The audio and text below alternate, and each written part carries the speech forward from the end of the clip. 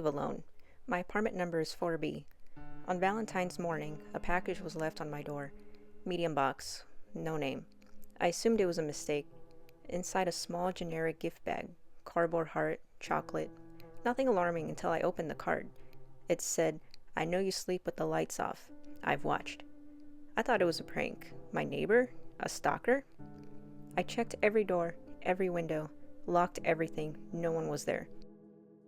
The next day, another package, same size, same gift bag, same note. "Your closet is nice, dark, soft. I like it." I called the police. They came, took fingerprints, nothing, no suspects. That night, I installed cameras inside my apartment, motion sensors, door sensors, everything. I woke up at 2:47 a.m. to the sound of my closet door creaking. No one entered, but the clothes were all on the floor, hung back up perfectly when I checked in the morning. A week later, a small envelope slid under the note. "See you tonight. Valentines is special." I moved out the next day, took only what I could carry. I never found out who this mysterious person was. I still check every closet before I sleep. I didn't have plans for Valentine's Day. I never did. I left for work early on February 13th, and when I opened my front door, I almost tripped over the flowers sitting on my porch. Carefully arranged, no note. At first, I assumed they were left at the wrong house. It happens sometimes.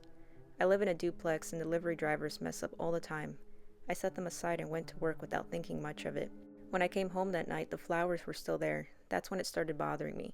They hadn't been moved. No one had come looking for them. And they were placed neatly, centered in front of my door, like whoever left them there knew I'd see them. I brought them inside, but I wish I hadn't. The next morning, my phone buzzed with a text from an unknown number. "Hope you like the flowers." I stared at the screen longer than I should have. I texted back asking who it was. No response. At work, I mentioned it to a coworker. She joked that I had a secret admirer. I laughed it off, but my stomach felt tight. I hadn't dated anyone in over a year. I barely talked to my neighbors. That evening, another message came through. "Red is your color." That one bothered me. I hadn't posted anything online. No photos, no stories. I unplugged my phone charger that night and slept with my bedroom door locked. On Valentine's Day morning, the roses were still fresh. Not wilted, not even drooping. Another text arrived while I was brushing my teeth. "You usually leave at 7:42. I froze. That was accurate. I checked my front window and felt stupid for expecting to see someone standing there. The street was empty. I called the number, but it went straight to voicemail. That night, I noticed my porch light was on when I got home. I never leave it on. When I checked my door camera, the footage from the past 2 days was gone. Not corrupted, deleted. My phone buzzed again. I didn't want to scare you. I called the police. They told me what they always tell you when nothing has technically happened yet. File a report, be aware of my surroundings, call again if it escalates.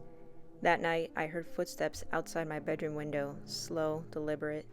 I stayed perfectly still, holding my breath, listening as they stopped, lingered, then moved away. The next morning, there was a single rose on my kitchen counter. I don't know how it got there. My doors were locked. My windows were closed. My phone vibrated. "You forgot this one." I moved out 3 days later. The police never found out who left the flowers, but sometimes on Valentine's Day, I still get a text from a number I don't recognize. "Red still suits you."